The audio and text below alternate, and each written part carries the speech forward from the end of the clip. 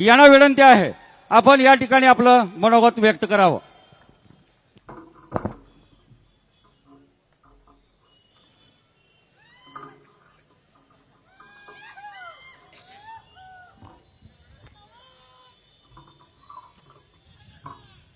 माझ्या मागे बसलेले सर्व मान्यवर,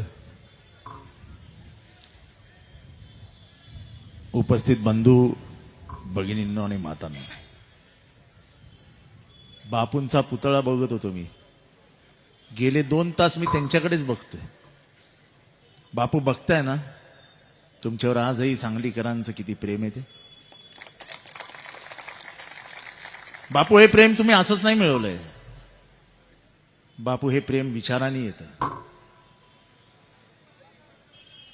तुम्ही वसंतदादांनी, यशवंतराव चव्हाण साहेबांनी, नागनाथ अण्णा नाईकवाडींनी, व्यंकप्पा पत्कींनी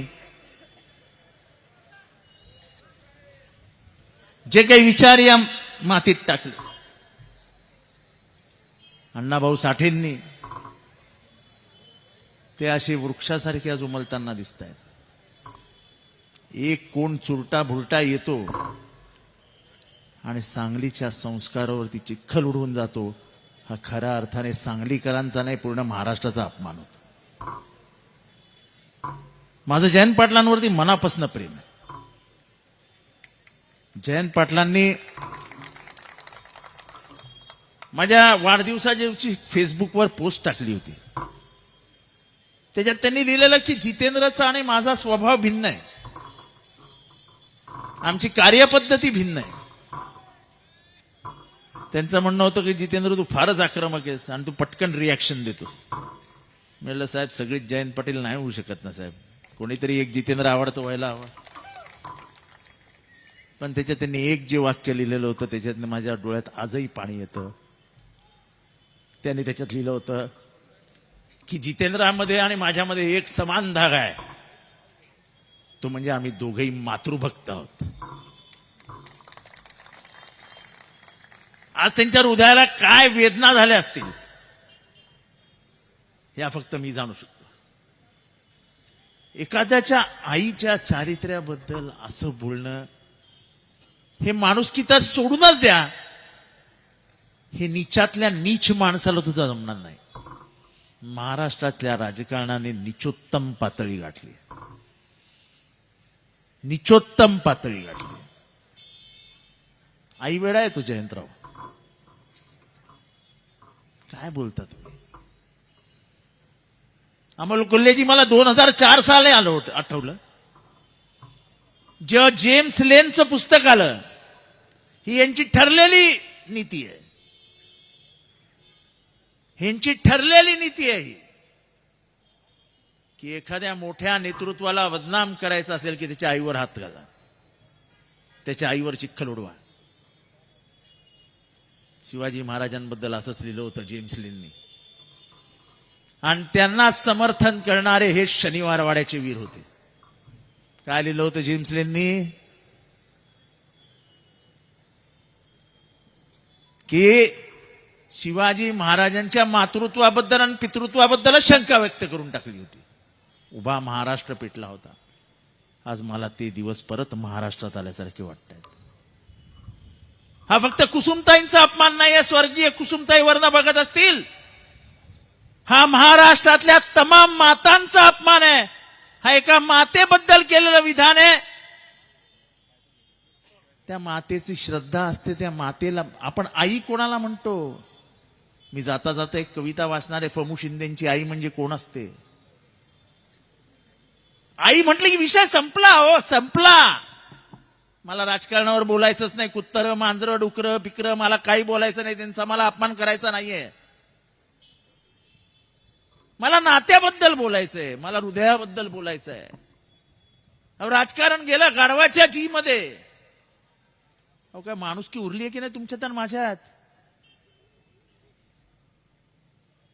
माझी खात्री आहे,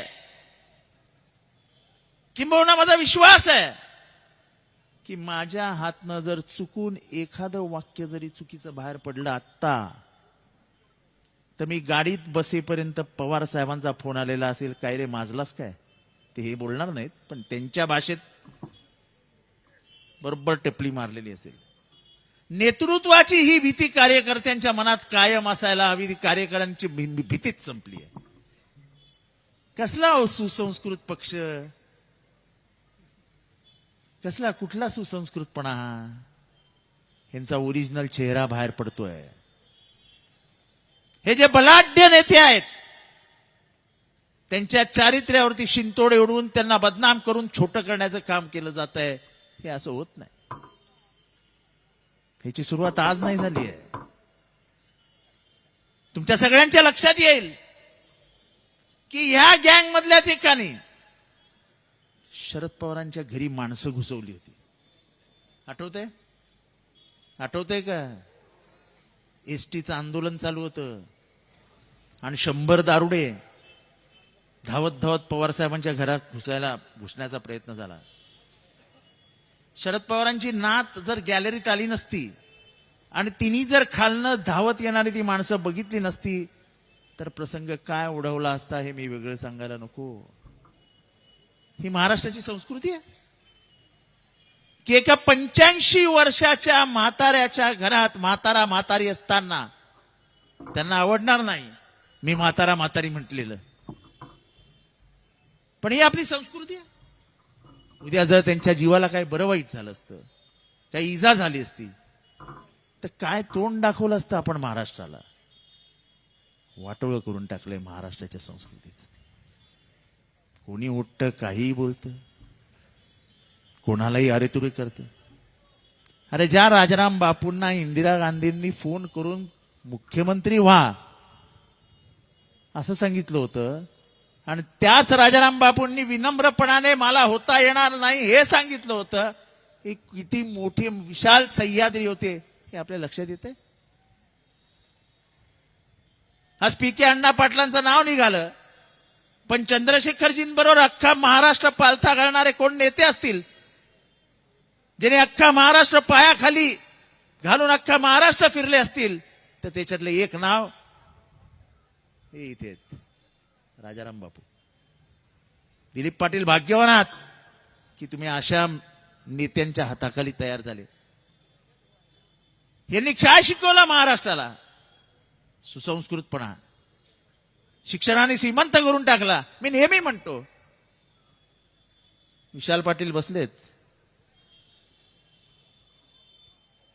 की वसंतदादा पाटलांचं शिक्षण किती होतं? कितवी? 4थी पास होते ना, 4थी पास. पण महाराष्ट्रातली पोरं मणिपालला जाऊन इंजिनिअरिंग का शिकतात? ती महाराष्ट्रातच शिकली पाहिजे लाडसाहेब असं म्हणत अख्ख्या महाराष्ट्रामध्ये इंजिनिअरिंग कॉलेज आणि मेडिकल कॉलेजचा पाऊस पाडणारा पहिला शिक्षण महर्षी कोण? तर वसंतदादा पाटील. अरे ही ओळख आहे महाराष्ट्राची. लोक मला प्रश्न विचारतात, शिंदे साहेब आता सांगायला हरकत नाही की तू मंगळसूत्र चोर का ओरडलात. मी खरंच सांगतो, मी गेल्या अनेक वर्षामध्ये त्या माणसाचं नावच घेतलेलं नाही. मी कधीच त्या माणसाचं नाव घेत नाही. मी असं चालत येत होतो. मी चालत असताना हे 4-5 माणसांबरोबर बाजूला उभे होते. मला बागून आवाज आला की हा बघ आला रे लांड्यांचा भडवा. मी जितेंद्र आव्हाड आहे. मी शांतपणाने ऐकून घेणाऱ्यातला जयंत पाटील नाही. माझा तोल सुटला आणि मी मंगळसूत्र चोर ओढलं. नाव थोडी कुणाचं घेतलं होतं. मी कुणाचं नाव घेतलं होतं का? मी कुणाचं नाव मंगळसूत्र चोर म्हणून कुणाचं नाव घेतलं होतं का? मग एवढा राग कशाला आला रे बाबा?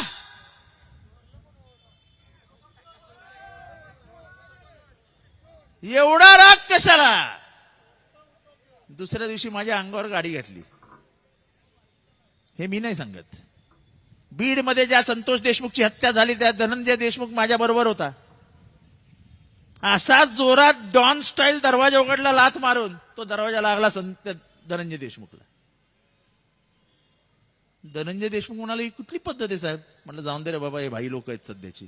आणि आम्ही दोघं असे बाजूने निघून गेलो. त्याच्यानंतर जे काय झालं ते उभ्या महाराष्ट्राने बघितलं. पण अशी माणसं आपण महाराष्ट्राच्या विधानसभेत आणून ठेवली आहे की त्यांना महाराष्ट्राच्या विधानसभेचं वैभवच माहित नाही. हे दुर्दैव आहे. आणि हे सगळं का केलं गेलं? मेहबूब बोलला ते बरोबर आहे. वडार की कहानी छिपानी है, इसलिए जयंत की कहानी बनानी है.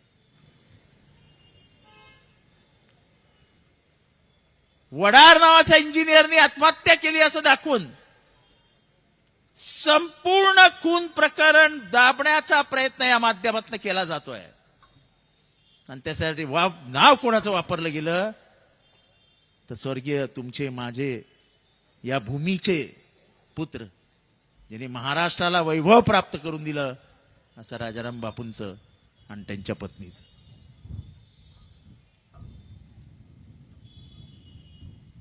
त्या आजी आल्यात का? 80 वर्षाच्या आजी ज्यांचं मी प्रकरण काढलं होतं विधानसभेत.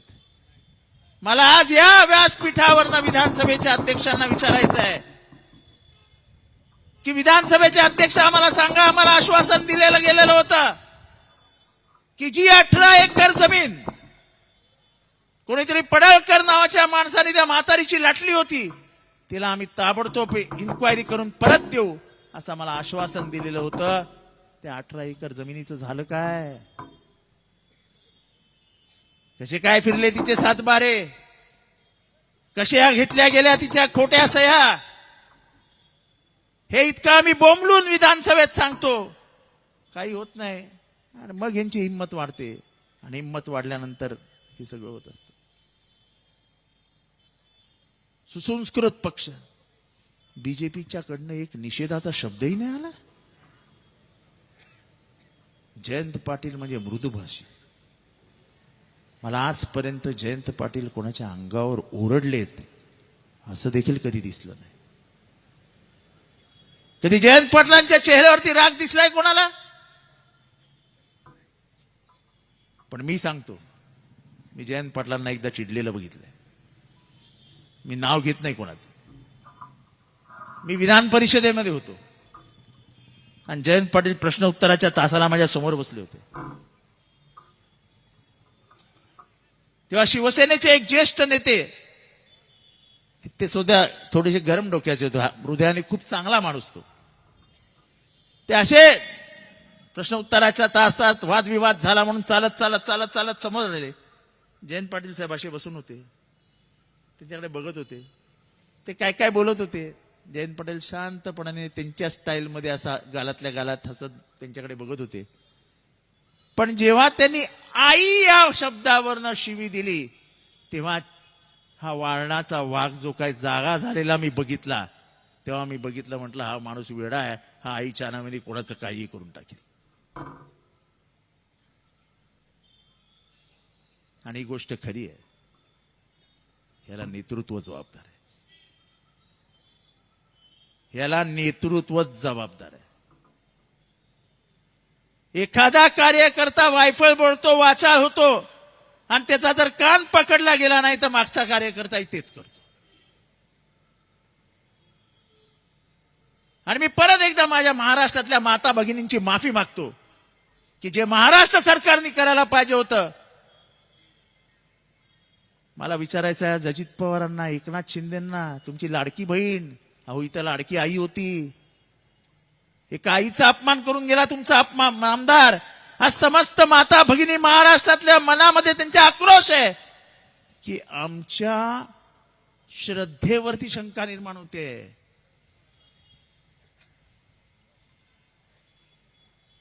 आज तुम्ही माफी मागणार की नाही महाराष्ट्रातल्या माता भगिनींची? हा शिवरायांचा महाराष्ट्र आहे. एका स्त्रीकडे वाकड्या नजरेने बघितलं म्हणून आपल्या सरदाराच्या हात पाय तोडणारे शिवराय कुठे? आणि आपल्यातले एका आमदाराने आपल्याच एका नेत्याबद्दल, म्हणजे बरेही तो विरोधी पक्षातला असेल, त्याच्या आईबद्दल काढलेल्या उद्गारानंतर त्याचा कान न पिळणारं हे नेतृत्व कुठे? मला कोणाचंही नाव घ्यायचं नाही, पण एक लक्षात ठेवा, सारवासारव करण्याची प्रयत्न करू नका. बदनाम तुम्ही होत आहात. तुम्ही ह्याच्यातनं लांब राहू शकत नाही. जे काही हे माणसं वाचाळ वीरासारखी बोलतायत, त्यांचा बोलवता धनी कोण आहे हे सगळ्यांना दिसतंय, सगळ्यांना कळतंय. ह्याच्यापासून तुम्ही दूर पळून जाऊ शकत नाही. आणि म्हणून माझं आव्हान आहे, एकनाथ शिंदे साहेब सांगा, तुमच्या आईबद्दल कोणी बोललं असतं तर तुम्ही काय केलं असतं? अजित पवार साहेब, तुमची आई जिवंत आहे, तुमच्या आईबद्दल असं कोणी बोललं असतं तर काय केलं असतं? पक्ष वेगळे असतील हो, आपण काय एक दुसऱ्याचे वैयक्तिक वैरी नाहीये. आपण विचारांनी एकमेकांच्या विरोधात आहोत. या महाराष्ट्र धर्म आहे. बरोबर बोलले टोपे साहेब तुम्ही. या महाराष्ट्राच्या धर्माला सुरुंग लागला, महाराष्ट्र धर्माला सुरुंग लागला. तोरणा किल्ल्यावर गेलेले 18 जण हे विविध जातीचे होते आणि त्यातनं रयतेचं राज्य उभं राहिलं. त्या 18 जाती आम्ही वेगवेगळ्या केल्या, कारण का आम्हाला रयतेचं राज्यच मान्य नव्हतं. आम्ही पेशवाईचे वारसदार आहोत, आम्ही रयतेच्या राज्याचे वारसदार नाही. आणि म्हणून आम्हाला धनगराला वेगळं काढायचंय, आम्हाला मराठ्याला वेगळं काढायचंय, आम्हाला वंजाऱ्याला वेगळं काढायचंय, आम्हाला साळ्याला वेगळं काढायचंय, आम्हाला क्षुद्रांना वेगळं काढायचंय. आणि या सगळ्यांना आपापसातलं लढवायचंय. म्हणजे करायचंय काय? तर शिवाजी महाराजांनी निर्माण केलेला महाराष्ट्र धर्मच एकदा गाडून टाकायचंय. आम्हाला शिवाजी महाराजांचा इतिहासच संपायचा. आणि म्हणून आम्ही बोलतो कशावर? तर औरंगजेबाच्या कबरीवर, की जी औरंगजेबाची कबर आमची ओळख आहे, इतिहास साक्षी आहे की जगातला सर्वात मोठा सुलतान, याला आम्ही पुरला कुठे, गाडला कुठे? तर माझ्या महाराष्ट्रामध्ये. लाखाचं सैन्य घेऊन आलेल्या अफजल खानाला आम्ही संपवला, त्याला गाडला कुठे? तर आमच्या महाराष्ट्रामध्ये. शिवरायांवर तलवार चालवणाऱ्या शाहिस्ते खानाला आम्ही मारला कुठे? आमच्या महाराष्ट्रामध्ये. ही इतिहास पुसण्याची तुम्हाला काही काय झाली आहे? कारण का पेशवाई या शिवरायांच्या सावलीसमोर दिसतच नाही. तुम्हाला पेशवाई मोठी करायची, पेशवाईचे विचार मोठे करायचे आहेत. आणि पेशवाईमध्ये अमोल कोल्हेजी, मी काय वेगळं सांगायला नको. स्त्रियांचा सन्मान घटकंचुकीने केला जायचा, हे काय वेगळं सांगायला नको मी. आता घटकंचुकी इतक्या लोकांमध्ये सांगायला नको मी. आणि म्हणून आज मला कौतुक वाटतंय. मी दिलीप पाटलांना विचारलं आणि मला तारीख लक्षात नव्हती. आज राजाराम बापू पाटलांना जाऊन 50 वर्ष झाली. 50 वर्ष. पण प्रत्येकाच्या डोळ्यातलं प्रेम बघून आज मन भरून येतं की माणसांनी कशी माणसं घडवली. आज जेव्हा दिलीप पाटील बोलत होते, दिलीप पाटलांचे फक्त अश्रू येणं राहिलं होतं. ते ज्या आस्थेने बोलत होते, ज्या आदराने बोलत होते. एखाद्या माणसाला आपल्या नेत्याबद्दल किती प्रेम असावं हे आता काय राहिलं नाही. होते बरोबर बोलले. रात्री आपल्याबरोबर जेवायला बसतो, सकाळी चहाला दुसऱ्याच्याच घरी गेलेला असतो. महाराष्ट्राच्या राजकारणात काहीच खरं राहिलं नाही. सिर्फ लक्ष्मी दर्शन. 50 कोटी, 100 कोटी, 200 कोटी. मानसिंगराव येतात ना ऑफर आपल्याला. ते असं आहे. आता विकत घ्यायचं माणसांना. माणसांचं मोल ठरलंय. पूर्वीच्या काळात माणसं अनमोल होती, अनमोल. मी विद्यार्थी दशेत होतो, यांनी सोयाचं काम करायचो. पण एवढ्याशा चड्डीमध्ये आणि बंडीमध्ये बसलेल्या वसंतदादांना असे खिशातनं पैसे पाडून गरिबांना देताना बघितलंय. असं नेतृत्व या महाराष्ट्राने बघितलंय. आता तर अंदर आने दो, त्याच्यासाठी दलालच लावून ठेवलेत. भाग्यवान आहात विशालराव की तुम्ही त्या खानदानाचं प्रतिनिधित्व करता. आणि म्हणून हे राजकारण वगैरे जाऊ द्या, हे होत राहील. पण जे काय या महाराष्ट्रात चालू आहे, ही तुकारामाची भूमी आहे, ही माझ्या माऊलीची भूमी आहे, ही डॉक्टर बाबासाहेब आंबेडकरांची भूमी आहे. ज्यांनी तुम्हाला आणि मला संविधान दिलं. आणि म्हणून मी आईवरची एक शेवटची कविता वाचून आपल्या शब्दांना विराम देतो. खर तर मला हा सगळा विचार राजकारणाचा दिशेने न्यायचाच नाहीये. जो माणूस बोललाय तो एका आईला बोललाय. आणि असा माणूस जन्माला यायचा आहे की ज्याला आई आठवली की डोळ्यात थेंब येत नाही, असा माणूस या जगात जन्माला यायचा आहे. ते जयंत पाटील असो नाही तर जितेंद्र आव्हाड असो नाही तर तुमच्यातलं कोणीही असो, आईच्या वर्षश्राद्धाला डोळ्यात पाणी येतं की येत नाही? येतं की येत नाही? येतं ना? मग आज विचार करा, जेव्हा कुसुमताईंवर, स्वर्गीय बापूंवर जेव्हा बोललं गेलं, तेव्हा या मृदभाषी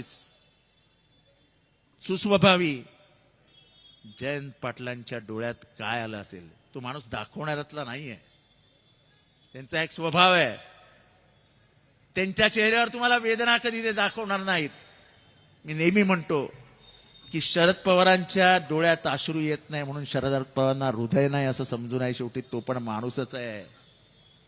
रात्री तोही एकटाच असतो आणि एकटा असल्यावरती तोही विचार करत असेल, माझं चुकलं काय, हे मला का सोडून गेले. सगळंच काही उघड्यात दाखवायचं नसतं. माणसाला एकांतपणा खातो कधीतरी, आणि तेच जयंत पाटलांच्या बाबतीत घडत असेल. माझी खात्री आहे की हे वाक्य ऐकल्यानंतर जयंत पाटील एखाद्या खोलीत बंद करून ढसाढसा रडले असतील. ढसाढसा रडले असतील.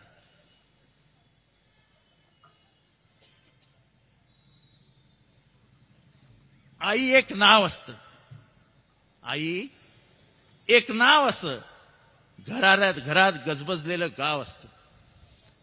सर्वात असते तेव्हा जाणवत नाही. आता नसली कुठंच तर नाही म्हणवत नाही. जत्रा पांगते, पालं उठतात, पोरक्या जमिनीत उमाळे दाटतात. आई मनामनात तशीच ठेवून जाते काही, जीवाचे जीवालाच कळावे असे जाते देऊन काही. आई असतो एक धागा, वातीला उजेड दाखवणारा समईतला जागा. घर उजळते तेव्हा तिचं नसतं भान. विजून गेली अंधारात की सैरावयला धवायला कमी पडतं रान. आई घरात नाही मग कोणाशी बोलतात गोठ्यातल्या हंबरणाऱ्या गाई. आई खरंच काय असते हे वाक्य जरूर ऐका. आई खरंच काय असते? लंगड्याचा पाय असते, वासराची गाय असते, दुधावरची साय असते, लेकराची माय असते. आई नसते जन्माची शिदोरी, सरतही नाही आणि उरतही नाही. मी महाराष्ट्रातल्या तमाम मातांचा माफी मागतो. या तमाम माता भगिनींची माफी मागतो की या महाराष्ट्रामध्ये असे नीच माणसं कशी काय जन्माला आले रे शिवराया. अरे तुझं राज्य आहे ना रे. जुजावणे तुमच्यावर संस्कार केलेत ना. त्या राज्य व्यवस्थेमध्ये असा माणूस. माझा प्रश्न तुम्हाला आहे राजे, हे संस्कार तुमचे नाहीत राजे. राजे संपवावं लागेल. राजे शक्ती दे. मी अनेक दिवसानंतर अशी सभा बघतोय, माणसं उठायला तयार नाहीयेत. 3 तास 4 तास झाले माणसं चालतायत. अनेक दिवसानंतर मी अशी सभा बघतोय. होय, हेच महाराष्ट्राची ताकद आहे. आज अशी शिवरायांच्या मातृत्वाबद्दल शंका घेतल्यानंतर महाराष्ट्र पेटला होता, तसाच महाराष्ट्र जयंत पाटलांसारख्या एका नेत्याच्या मातृत्वाबद्दल जे काय अपमानित करण्यात आलंय त्याच्यानंतर देखील हा महाराष्ट्र असाच पेटेल, हा माझा विश्वास असाच वाया जाणार नाही. मी जे काय महाराष्ट्रात बघतोय, मी जे काय महिला भगिनींशी बोलतोय, प्रत्येक महिलेच्या तोंडात एवढंच येत आहे, हे कसं काय बोलतात असं. यांना तोंडाला लगाम लावायची चिमटा तुमच्याकडे आहेत भगिनींनो. हा चिमटा तुम्हाला लावायला लागेल तर हा महाराष्ट्र उद्ध्वस्त झालेला दिसेल. हा उद्ध्वस्त झालेला महाराष्ट्र तुमच्या उघड्या डोळ्यांनी तुम्हाला बघायचा नसेल तर क्रांतिकारी भूमीमध्ये जन्मलेल्या माझ्या सांगलीकरांनो, द्या महाराष्ट्राला आवाज.